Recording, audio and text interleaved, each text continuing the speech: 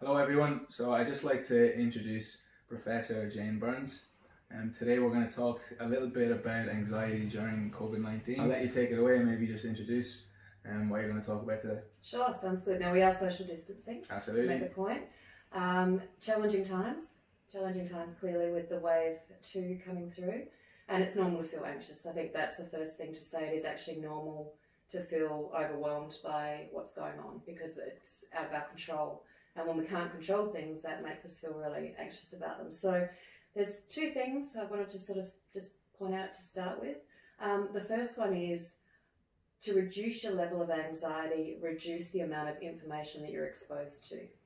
And what I mean by that is, rather than constantly listening to the news or having the TV on or checking your social media feeds, make a conscious effort to just either listen to the news at night or to check the COVID-19 Commonwealth Government website, because that will be your one source of truth. And that then reduces all of the noise that's going on and all of the what feels like chaos, because it is, and it reduces the amount of exposure you have to negative stories. So that's the first thing. The second thing is there's so much information out there, particularly around how to look after your mental health and your well-being.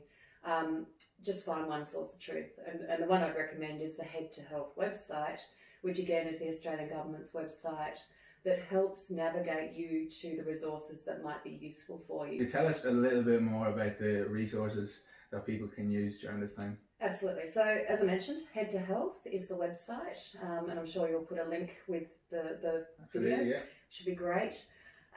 What it allows you to do is it gives you some choices. So you can either navigate by yourself and just have a look around and put in some keywords, and it will take you to different resources. It might be an app for mindfulness, like Smiling Mind.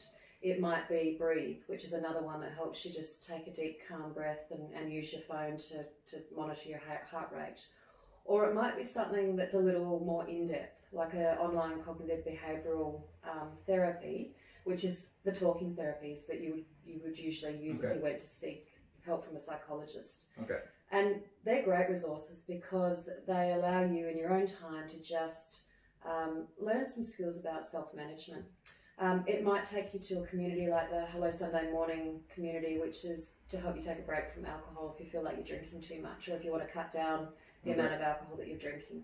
The thing I love about Hello Sunday Morning is it's a network, it's a community.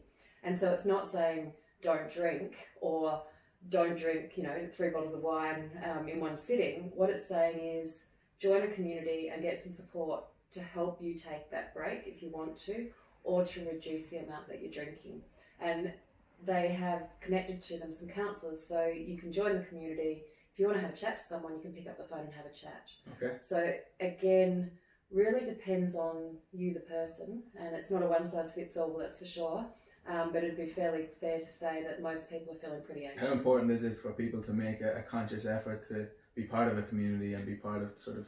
I think now more than ever, just so critically important. We're social distancing, we're socially isolating, we're not able to go out and see our friends, and there's a reason for that, and that the reason is because we want to stay safe and we want to stay well and we want our community to be healthy. But we also need to stay socially connected even when isolating. So, and we know from all of the evidence that is good for your mental health. And usually what we'd say is catch up for a coffee with a friend or go for a walk with a friend, or what we're now saying is work out how you can use your social media and or your devices, so your telephone, to connect around things that you care about. So it might be, and I don't know if you've seen it on Facebook, there's and or Instagram, there's sort of people are sharing photos of beautiful places that they've been, or holiday destinations, or their cats, but it's connecting around something that you care about. One of my favourites has been TikTok and seeing the grandmas and the grandpas sharing dance moves with their grandkids.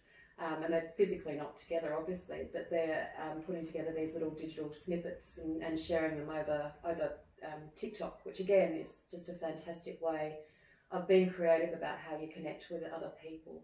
Okay. Pick up the phone. I was in the first wave, my little boy Harry, who's 9, he was doing homeschooling, and I heard his teacher get on, and the teacher said, it's important that we all stay socially connected even though we're learning from home. Write a story about your grandma and ring her tonight and tell her what you wrote. And so again, really simple ways but clever ways of thinking about people connecting. Really hard for people who live alone. So if you live alone and you're used to being outgoing and going out and catching up with your friends, make the effort to pick up the phone, make the effort to even set up a Zoom call.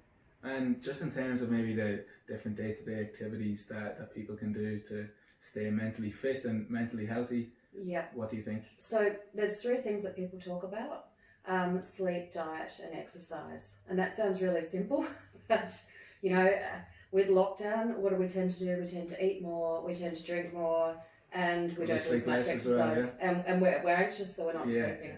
So practical things to think about. Jump onto some of the websites that give you great resources.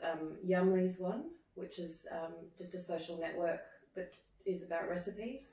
And consciously think about making healthy foods that you can share with the family, or make a dinner together. And again, it's a really simple thing to think about, how do I do that and what does that look like? If you think about diet, so that's sort of the diet one. Exercise, we are still allowed to go out and exercise. We have to exercise, obviously, with our face masks if we're walking the dogs, but if you're running, you don't. Trying to get out and just get some sunshine rather than staying indoors and not getting the sunshine.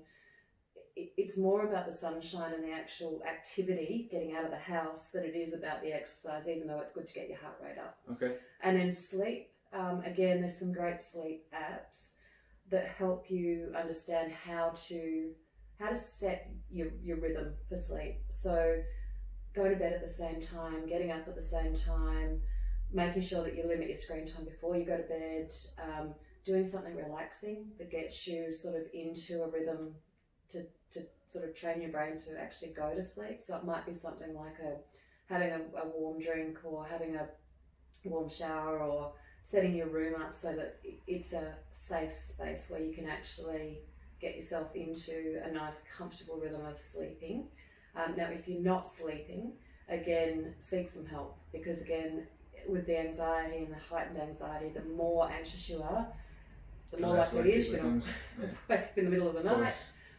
You're going to get yourself more anxious. So just being mindful of that cycle. Probably ties into what you said about maybe using TikTok. I know you can use it to kind of enhance that feeling of community, but just in terms of like creativity and how that can be possibly used for people to stay mentally fit.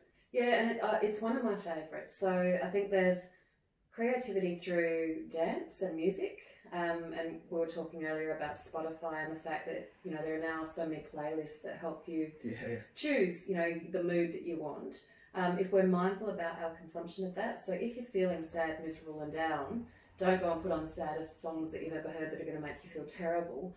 Put on something that's a bit more upbeat. If you feel anxious and angry about something, it may actually help to put on music that gets you out and gets you walking quickly, and gets rid of some of that frustration, some of that anger. So music's one of my favourites. Dance, I don't know, we all talk about that, but just putting on some music and dancing around and like being a bit silly. Yeah. Absolutely fantastic and good for your mental health. Vic Health, I mentioned to you before, has a fantastic website. It has a whole host of different dance routines and fitness routines and ways to actually connect. Okay. There's another one called Yoga by Ariadne. Again, has fantastic yoga. It's all free. It's all on YouTube, which is always a good thing. And then again, think about some of the other things that you can do to really self-care. So I talked about getting your bedroom ready to go to sleep. But even things like having a bubble bath, and making, running it and setting a ritual around it, light a candle, put in something that smells good. Yeah. That's good for your mental health. Okay. It's not going to treat anxiety or treat depression, but it keeps you feeling that you're in control. You can control your spaces. Okay. Create safe spaces for yourself. A nice a nice space where you can actually put your headphones on and just listen to some music or meditate. And I did mention meditation before, but the evidence is pretty compelling and clear. If you can be mindful and teach yourself to really just take the time to reflect on eating something or listening to the music. Like increased awareness sort of. It is, yeah. And people talk about mindfulness, so I need to practice mindfulness and I need to do, 15 minutes of mindfulness every day.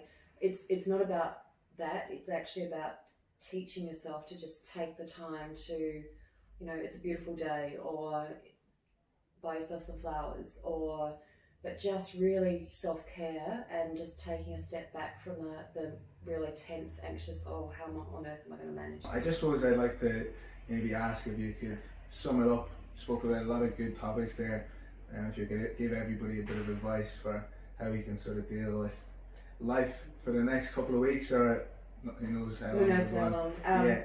And look, I think to sum it up, there's probably two things. One is be kind to yourself and be kind to others.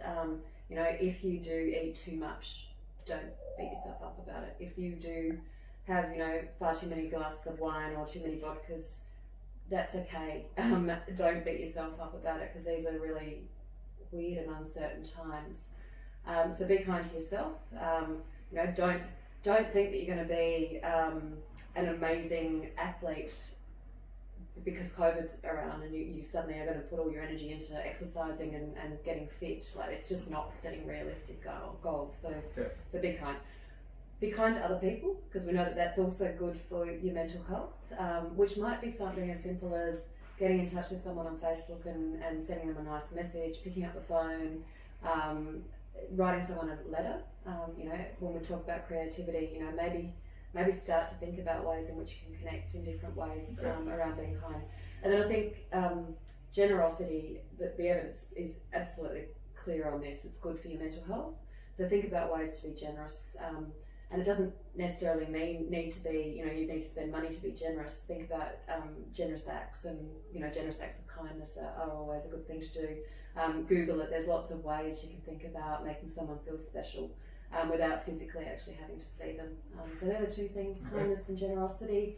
Use the resources and tools. Take the time to give yourself the space to do that, and don't beat yourself up. Amazing. Thank you very much, Jane. You're welcome.